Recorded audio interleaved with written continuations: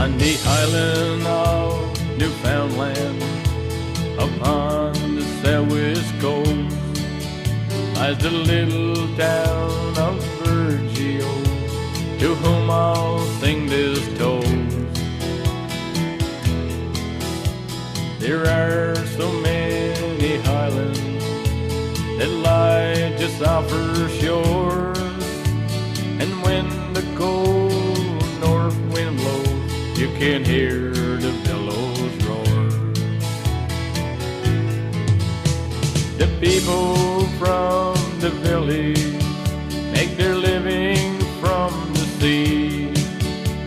They like their independence, it shows that they are free. Some fish in their small boats in the wind, the rain and sleet, while others make their living on the offshore trawler fleet. They've known their share of tragedies down through the years, and when the memories overcome, they show their grief with tears. For they have lost some loved ones to the furies of the seas, for heartaches and heartbreaks are locked in memories. This village, it's got beauty carved on its rugged shore. 7 miles of pure white sand, who could ask for more? The mountains and the valleys where the rivers run so fast, and the salmon rise to the sportsman's fly as he makes another cast. Tell the people of this village love their native home, for anyone who goes away most surely will return. Just like that lifelong mystery, the answer you won't know. What makes this rugged village burn so deeply in your soul? What makes this rugged village burn so deeply in your soul? Good evening, and welcome to This Week in Review. Tonight in our stories we have Schooner's visit, Canada Day at the park, internet update. Please stay tuned for these stories after this.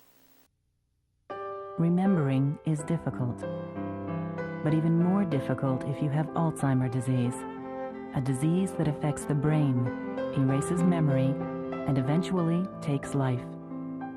The Alzheimer's Society is fighting back. It provides support, information, and funds research into finding the cause and a cure. Until then, remember this. Last weekend, the schooner BOWDOIN docked at the government wharf. The BOWDOIN, with a crew of 16 people, sets sail from Maine and has been sailing around the Maritimes and Magdalen Islands. They were on their way to the Grand Banks for their Bob Bartlett 2009 festivals. The schooner was originally built in 1921 and was a part of the original Bob Bartlett expeditions. The schooner is now used for education purposes for those taking their Coast Guard courses. 11 students were a part of the 16-member crew.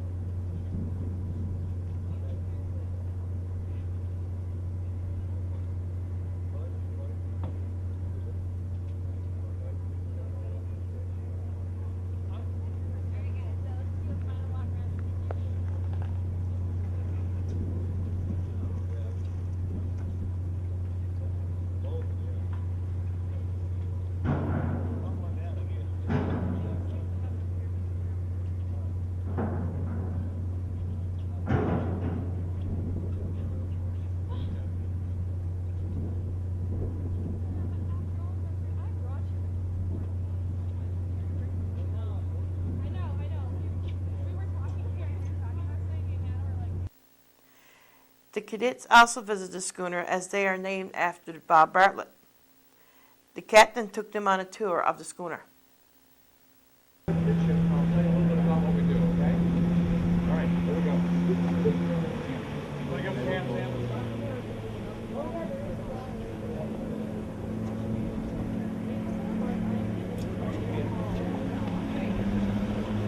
Don't push me.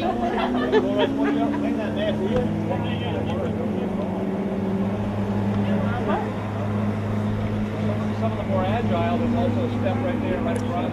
How's the been so far?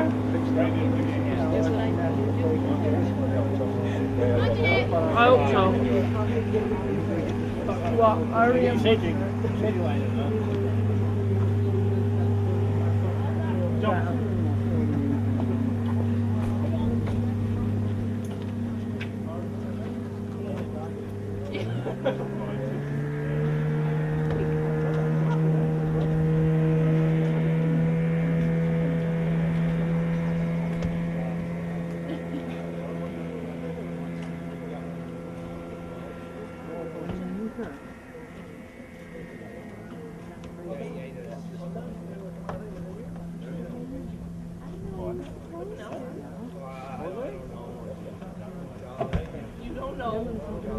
Why don't we all kind of collect up here as they come aboard so we'll make a little bit more room. License them, they can go along as mates. So they get paid to go do this trip as well as some of them get credit. This is a 4-credit college course, so when they get finished they'll do that. And we do courses all summer at our academy, so when I came up here to do this thing with Captain Bob Bartlett, they agreed that they would fly our students back and forth as our payment for being here, so that we could continue doing our mission. Of how much water you're making. She is a wooden vessel, she does make some water, especially when you're out driving or hard in a big head sea. So this one I can run down to a manifold, I can pump each section of the boat separately, and that one is just independently set up with the engine room, so that no matter what, you don't have to open a valve. This one you got to open. Abby. So that's a nice feature there, for example, if you have flooding in the engine room and you can't get the pump. That's so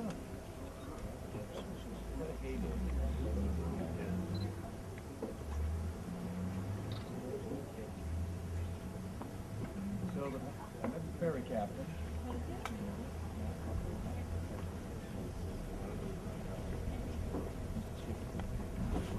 The Canada Day celebrations were held at St. Make's Park on July 1st. Anne Brand opened the ceremonies and played a CD of Old Canada.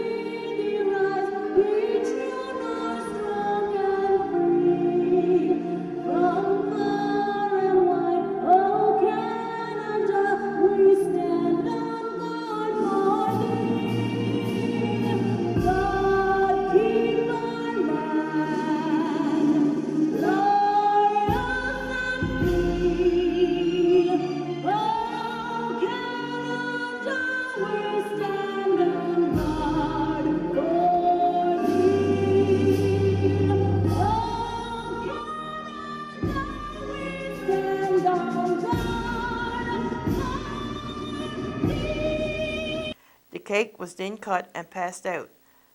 Monday to Friday was solely to pay. Monday to Friday, but now I'm alright. And Friday is here and I'll party tonight.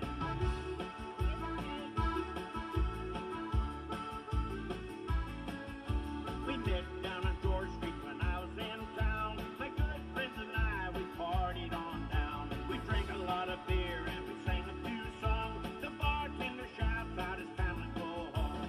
Monday to Friday.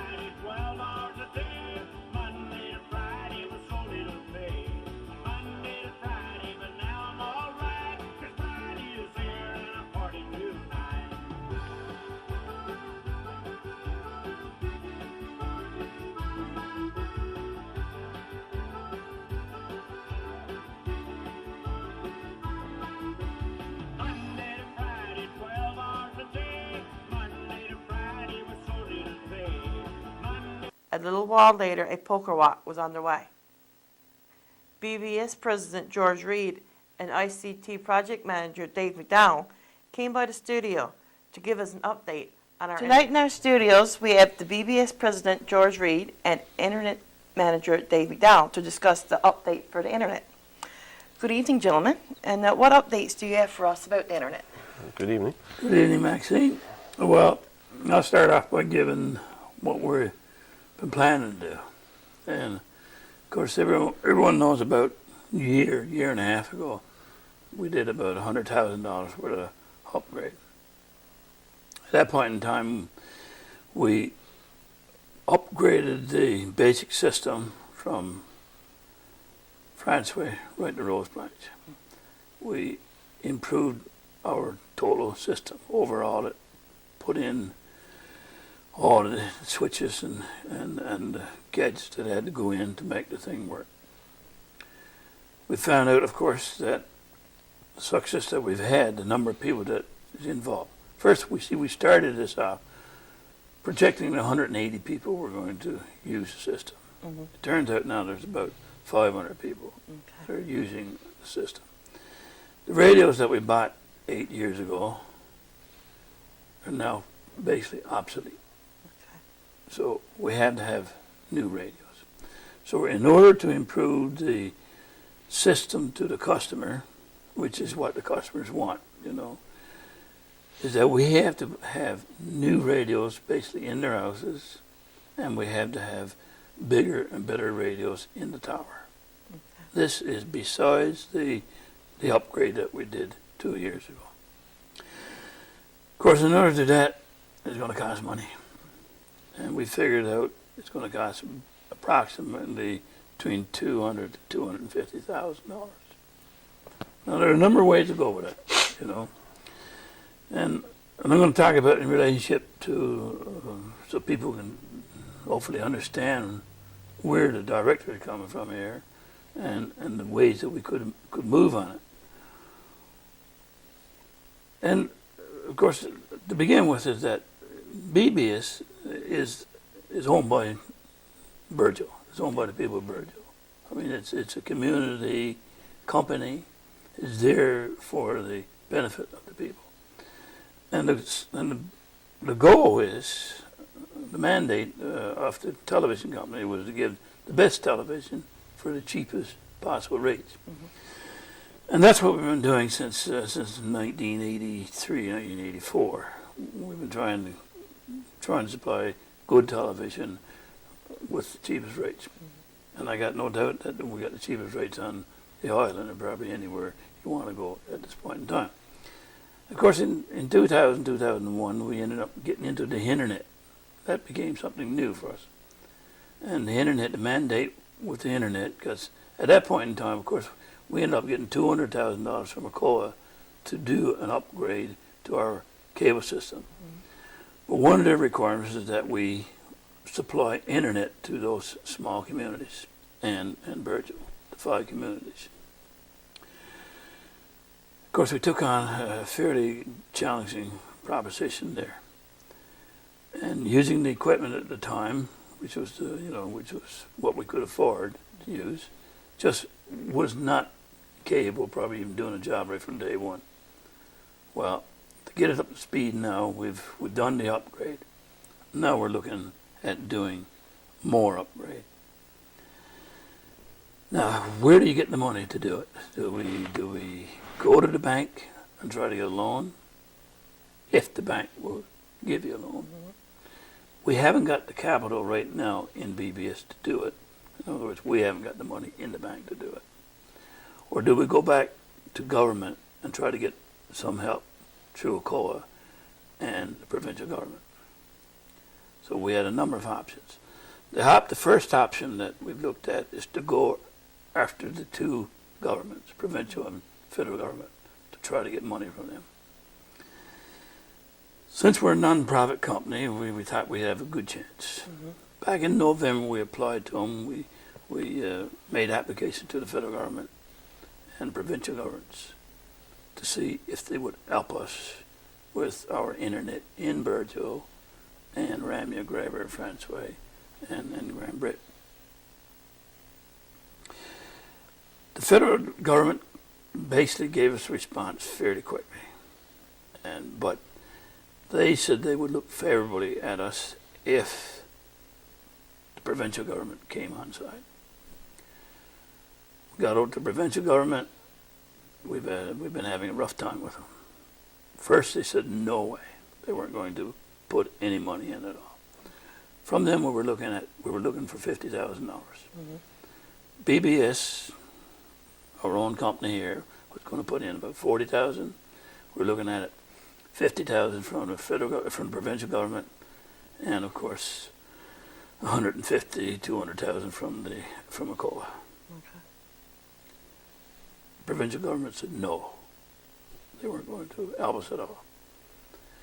Then we requested a meeting to talk to them to explain our situation, and they said no to that.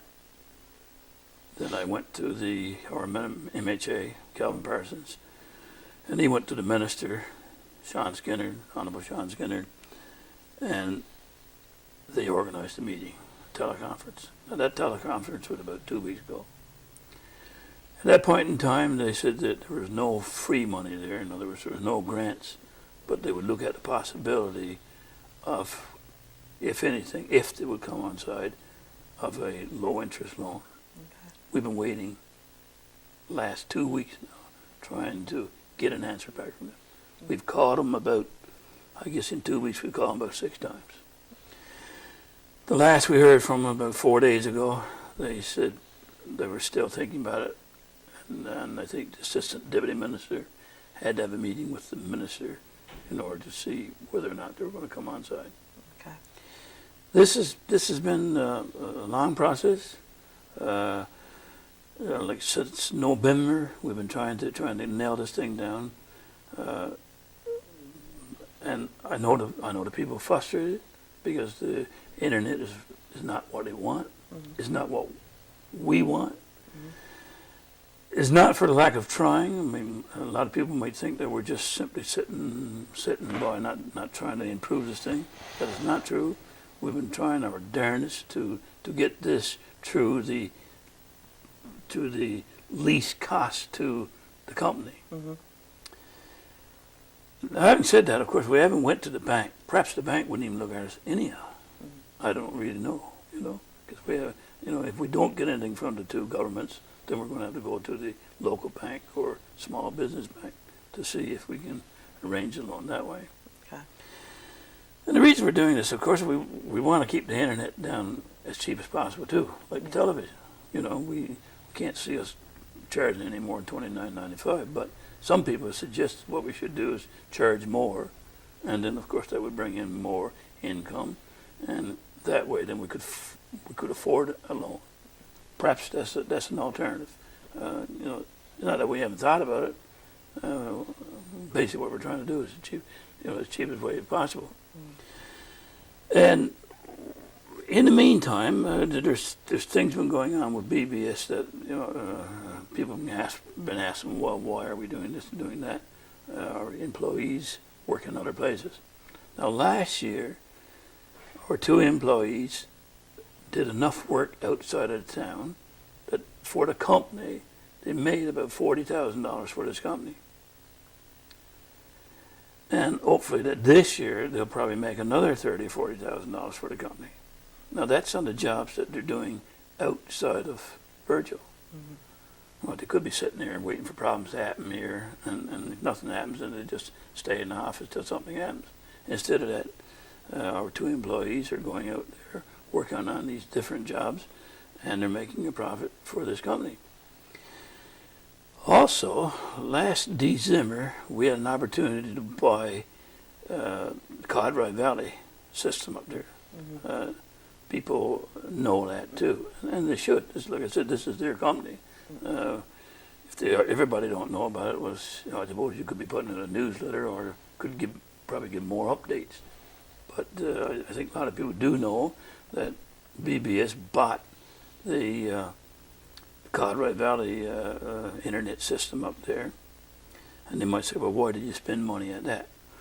Well, simple answer to that is we had an opportunity. The assets that he had up there, all the equipment that he had up there, was all installed, and it was basically working until lightning hit one of the poles up there and knocked out one of the radios. But other than that, all that equipment was there. All that equipment was worth $420,000. Now that was federal money that was put in there by a company in St. John's, and it was operated by a company in Port aux Basques. The company in Port aux Basques decided that they didn't want it any longer, so they gave us the opportunity to buy it. We bought it for $25,000. So by investing $25,000, we ended up getting $420,000 worth of assets. Okay. And we did that, and the prime reason for doing that was to make money on it. So if we don't get the provincial and federal government to come on side, if we can't get a loan or a small loan from the bank, from the local banks, then the money that we'll make from CODRI will help to pay off the loan that we're going to have to get in order to improve the internet. Okay.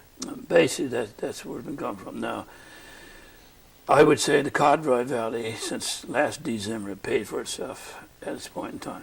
We have 150 plus. 150 now, because we hooked up some more last week. So we got about 150 customers in CODRI Valley hooked up.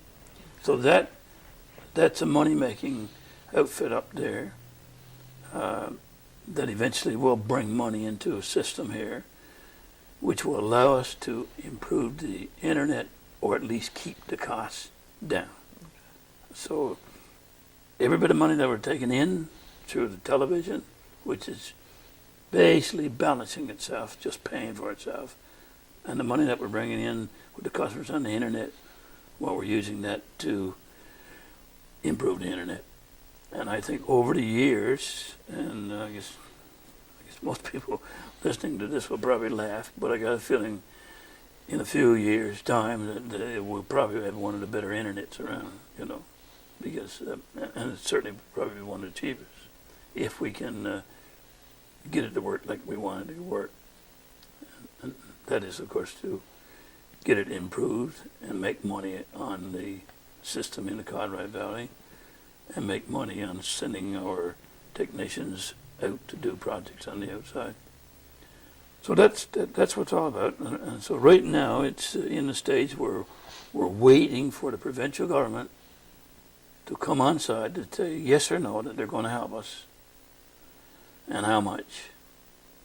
And for the federal government to finally say yes, we're going to help you and how much. Now if they do that, we'll start this upgrade as soon as we get the okay to do it. If they say no, they're not going to come on side, then of course we got to take another route.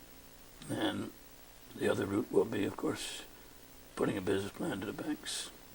And if they say they're going to help us, then again, it can work fairly fast. But until we get money to the tune of, depends on how big improvement we want to do here, but we're looking at 200,000 plus. Until we get our hands on that kind of money, then we're going to, I guess, we're going to have to suffer what we got or work with what we got. But, it's not for the lack of trying, it's for the lack of money. Money is the key to it. And Dave will tell you now why our system is working slow and why it needs to be improved. Well, when you get into the numbers on the radios, first of all, the system was designed to have 180 customers on it, and we have 500. Okay. So in a nutshell, if you're using a pickup truck to move stuff, it was designed to be used as a pickup truck, but we're trying to do the work as a big tandem truck. Just can't keep up with it, and that's the nuts and bolts of it. And because it is a system that's owned by the people, that we didn't say that we're going to stop at 180 customers. If you, here in Burjo, if you want the internet, we try to hook you up. So we don't say, listen, we're only going to have 200 customers, 200 happy customers, and 200 other people on the wait list trying to get on. It's, if anybody wants to get hooked up, if we can hook you up, we'll put you on there, right? Okay. So that's the decision that the board had made, that there's nobody's got any more right to it than anybody else. Knowing full well, more people that we put on, the worse it's getting. And that's just the reality. But the thing is, the way the spectrum or the way the wireless world works, there is a limit to the number of radios that you can put in the tower, because we have the maximum number of radios in the tower right now.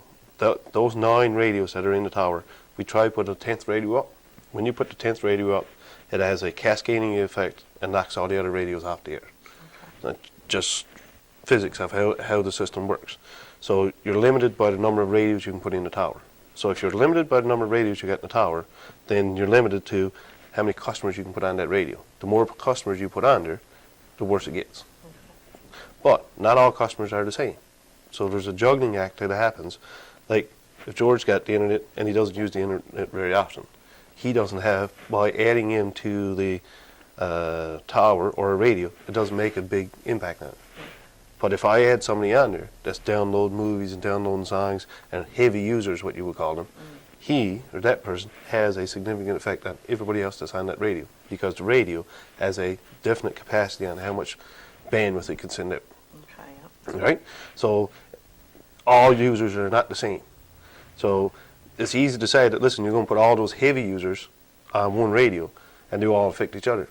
But who knows who's an heavy user? And sometimes you got a kid that's on there, he'll spend a weekend downloading some movies, and then he gives it up. So a heavy user is not always a heavy user all the time. Yes. Now there's some people that are on the internet all the time, and then there's some people that use it every now and again. So sometimes customers will call in and say, listen, Dave, my internet's really slowed down. I will go in and look at the radios that are available to them, because some radios are pointing up towards Misters, some over on the island, some out on the beach, right? So Okay. and not everybody can see all the tower. Some people can only see the top. So if they can only see the top of the tower, I'm limited to 2 or 3 radios that I can put them on, Okay. right? So if I move them to one of those radios and that radio is already full, you're not going to see any major difference.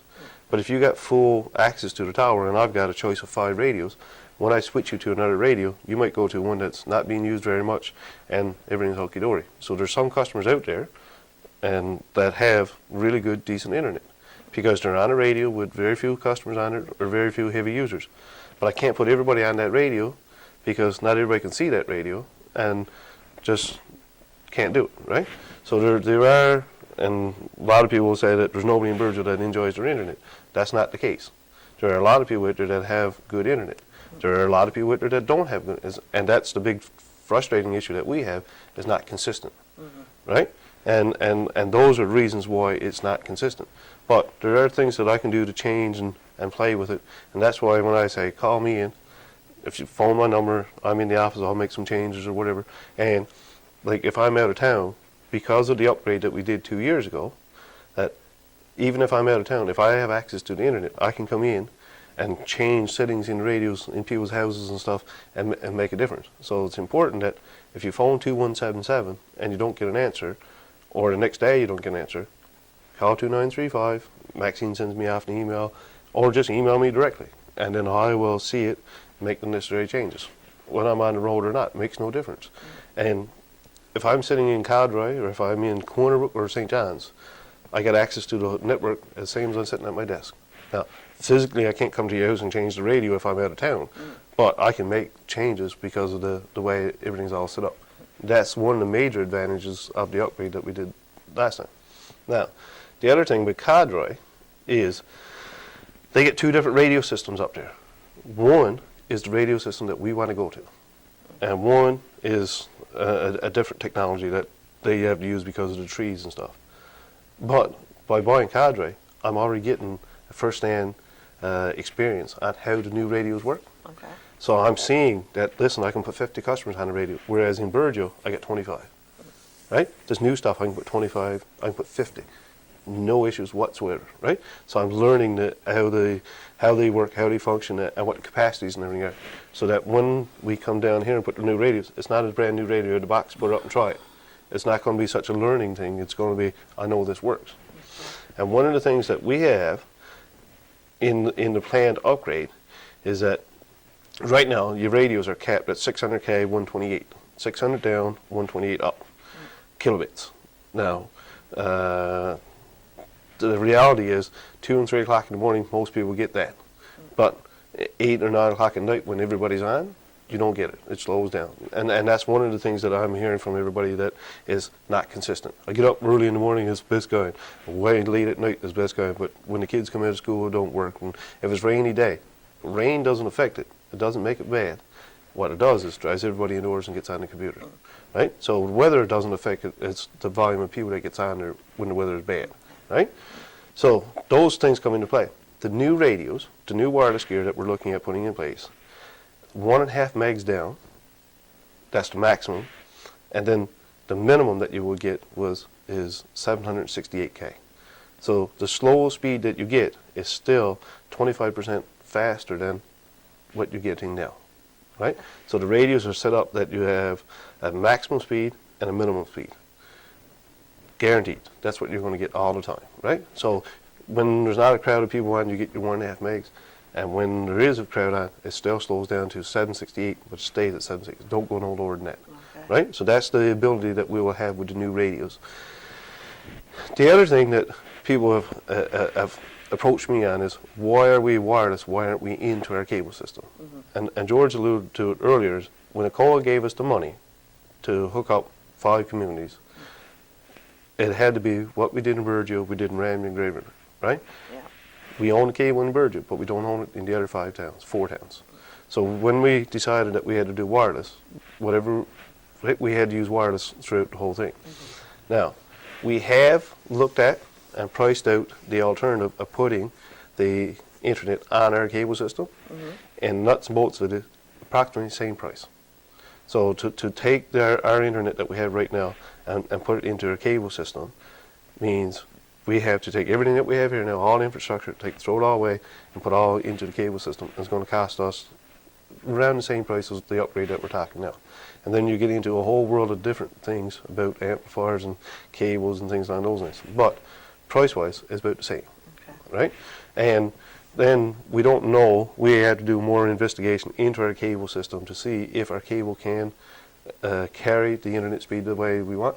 But one of the big problems that you have with cable systems is the further you get away from your cable plant, the slower you, because you're using the same wire between here and I'll use up the bottom missers, right? One of the things that when you put the internet on the cable system, unless you have like enough bandwidth for everybody, like oodles and oodles of bandwidth, what happens is the closer you are to the head end, the better your internet is, and as you get further and further away, it gets worse and worse, right? With the wireless stuff, you don't have that option. The radio in the tower controls the speed that everybody gets, so everybody gets consistent speed. So there's give and take on the two. Not to say that we won't put it in the cable system, it's just we have to look at what's the better option when we go to do it. The other advantage of the cable system is there are a handful of customers in town that can't see our towers, right? So they can't get the internet, right? At the same time, people that can see the tower, they've got better options, they got better, and some people just can see the very top of the tower, so their internet is not quite as good. If you have a cable system, then everybody can be connected, right? So there are gives and takes between the two, and ultimately the board will decide that. The other thing that people keep coming to me and asking me about is, why aren't we connected to the fiber over on the island? Right? The fiber optic cable came to shore here 3-4 years ago. Officially, when you speak to, and people say Persona doesn't exist anymore, but Persona was there 4 years ago. Bandwidth is not available. They will not sell it to you because over there it is a repeater site. You can't go over and plug in and get the internet. Even the technicians that comes out can't plug in and get onto the internet. There's an amplifier over there that takes the fiber and amplifies the power in it and sends it on to Harbour Britain, which in turn sends it on to further down the coast. Okay? So in order for us to get in there and get bandwidth, that they've got to put in a whole pile of equipment in order to break the internet out and give it to us. Not give it to us, sell it to us. When we spoke to them 4 years ago, that the cost of bandwidth by buying it over there is 2.5 times what we're paying now for the exact same speed. So if you look at the speed we have now that no one's happy with, you would have to charge 2.5 times what you do now for the exact same speed. Now, you get the more reliable because it's in fiber, and that the radios don't go down in Grand Brit. Now, fiber goes down sometimes in some places, but you get a more consistent speed. Are you willing to pay 2.5 times the bandwidth for the same speed you have now? And I would argue that no one's willing to do that, right? When our contract was up, 3 years afterwards, so we entered into a contract and bought it from Alliance. 3 years later, we went to them again and said, listen, are things any differently? Can we buy internet? That was this past year. And they said, look, what's the price on 15 megs bandwidth at the fiber, right? So we went and asked them. Their price was still more than double Alliance price. So when we go back and look at them, if they want us to lock into a 5-year contract to give us access to the fiber and to be able to put all the equipment in. But the fact of the matter remains, for the same bandwidth, and bandwidth doesn't matter where you get it from, it's 2.5 times the price over there than is buying it from Alliance. So right now, there's a no-brainer business decision that you had to buy it from Alliance. Yes. Now, I'm not saying that somewhere down the road that they won't put equipment in there, and that's part of the discussions with the government is looking at putting fiber optic connections into the schools and healthcare. So once they put the equipment in there and break the internet out, they might say, okay, well, we can sell it to BBS at a cheaper rate now. But at the moment, they can't do that. Okay. Right? Or they won't do it. Well, yeah, right? So from that side of it, that's one. The other thing, that we've had discussions with Persona, and back in the past with Persona, and say, like, BBS did not get involved in the internet willingly. BBS didn't say one day, listen, let's go make a pile of money and get involved in the internet. We went after Alliant. Alliant had no intentions of bringing the internet there. Persona wouldn't even discuss it, right? And it wasn't a matter of, if you give us $1 million, we'll put it there. They just wouldn't even discuss it, right? So it's a matter of doing it ourselves. If we couldn't get anybody else to do it, we had to do it ourselves, Okay. right? And like if people recall back in the 80s, no one was willing to come here. That's why we got our own cable system, right? That's why we were forced to put our cable system here. And that's why we were forced to put the internet here. There's nothing in any of our contracts with anybody to stop anybody whatsoever from coming here and putting internet here. Alliant is capable of putting DSL servers here. Not interested. Discussions were in the beginning. They're not interested. Eastlink, which is the guys over there, not interested. Because in Burgeo, realistically, you have 600 houses, so you're looking at 300 internet customers in Burgeo. The amount of money that it takes to put it here, not only to put it here, but to maintain it and have somebody operating it, they're just not interested, right? The market is very small, too small. Okay. Right? So, there is, and I've heard people say that BBS stopped people from coming here. Nothing could be further from the truth. We've been knocking on doors and inviting people to come here. Not interested in coming in here because it's too small. Not interested. So from that point, we're trying our best to get the internet here as best we can, right? So when it comes to Alliance willing to sell us a big pipe and allow us to sell it out to the customers and everything, but they're not interested in coming in here and being an operator at the moment. Now, 6 months' time, they might change their mind, but right now they're not interested. And then I can tell you too, and there's no real big trouble to improve it. You know, if you're willing to, if you can get access to the money, or if you're willing to say, fine, we'll up the rates. You know, we'll double the rates. Instead of being $30, we'll double it to $60. You know, and I'm sure most banks would look at you and say, fine, you're going to get a cash flow if you retain the same number of customers.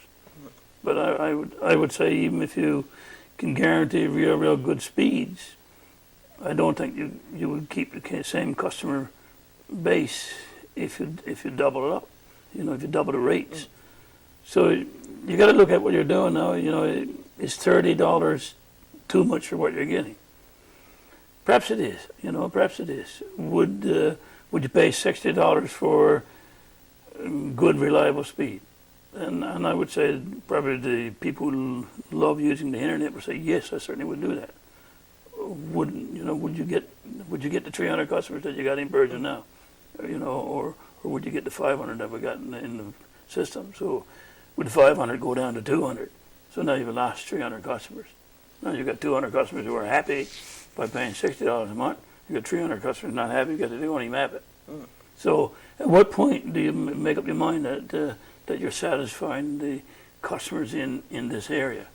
And like I said before, the people owns it. So if anybody who got any good ideas out there, how to do it, how to guarantee the money, or how to get their hands on the money, come forward. I mean, I'm sure this board will be the first ones to listen to them and say, fine, that's the way to do it. That's the way we'll go. But when you start talking about $100,000, $200,000, and people start looking at you. They'll say, well, how can you guarantee that you're going to pay this back? You got to have a business plan. It's just money. People just don't shell out money to 100 and 200,000, without saying, can you repay it? What's the right liability of paying it back? So, we'd have no trouble. I don't think we'd have no trouble. We probably would even get it done this summer if the federal provincial governments come on side, or if we can prove to the bank that we can pay back a loan of $200,000. So, is that not that we haven't thought about this? We've thought about this in just probably every angle you can think about. Now, there might be something new out there that we haven't thought about. Somebody got under plate and want to run by, for goodness sake. Drop by to see the director, write a letter, say do it this way, And if that's the case, I'm sure everybody would look at it and say, that sounds right, and we'll probably get our money that way. We've been trying to get our money. It's not the easiest way, because we've been at it now since November, but at least it'd be the cheapest way. If it comes in the form of a grant, this company doesn't have to pay it back, well, that's the way we'd like to have it. If it comes in the form of a loan, low interest loan, well, we'll take that. If it only comes because we got to increase the rates to the people, well, that's the last alternative that we want to look at. But somewhere along the line, we got to do it, and we're just waiting now for the provincial government to give a reply here. That they are either coming or not coming with us, whatever which way to do it. If they say tomorrow we're not coming, then we'll go and check with the banks. So that's what we are. We understand the problem.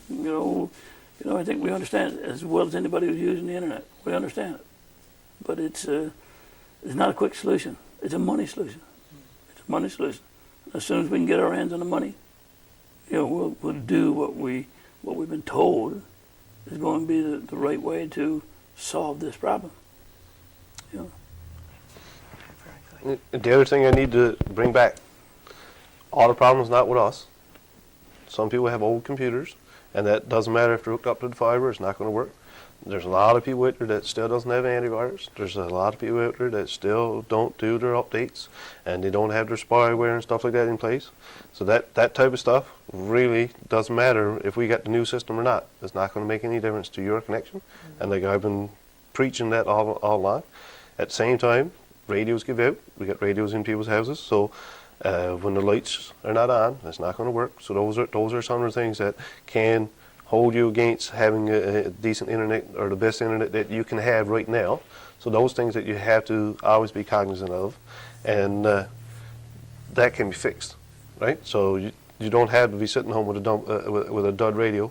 We got spare radios and everything here, so look at your lights and things along those lines. So that's some of the things that I've been saying every time we've done an interview. And make sure you get your antivirus up to date, your Windows updates done, and things along those lines, so that you have to do your part with regards to keeping your internet connection as best it can be, right? So that's important as well, right? And just to add to that, the technician that we had here, Stan Domney, Stan told me that, most of this stuff, if not all of it, that you get, that you can download free to protect your internet, your computer, is useless.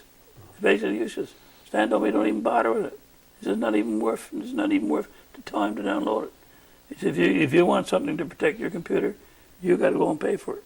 You got to pay for it, whatever it costs to pay for it to get the firewalls put in there and whatever other walls you got to put in there. I don't know because I'm not that up onto it. But according to him, his advice to me is just tell the people that you just got to buy proper software to protect your computer. And we've said time and time again, if you got a wireless router and if you haven't got that protected, probably half your neighbors are on there. You know, they're using your internet to do their work with. Of course, like having somebody hooked up, 3 or 4 people hooked up to your water tap, you're certainly not going to get the flow of water. You know, and it's the same thing with that. So you really got to educate yourself in the proper use of the internet and the proper software to get in order to work it properly. You know, and a fellow like Stan would tell you, and Dave would tell you what it is you got to buy and what it is you got to do in order to maintain this piece of equipment in efficient running order. Very good. Anything else you'd like to add, Dave? No, you got any more questions? No, I think that pretty much covers it. I'd like to thank you guys for coming in and sharing your information with us. Yeah. Thanks for having us. Don't forget, wear red on Fridays. Support your troops. And of course we'll update you again. You know, perhaps we should be doing this more often. Or we were only a small community. We figured the news would get around, but sometimes the wrong news gets around. Yes. You know, so I hope this clarifies some of it for the people. You know. This concludes our program for tonight. Thank you for watching. Good night.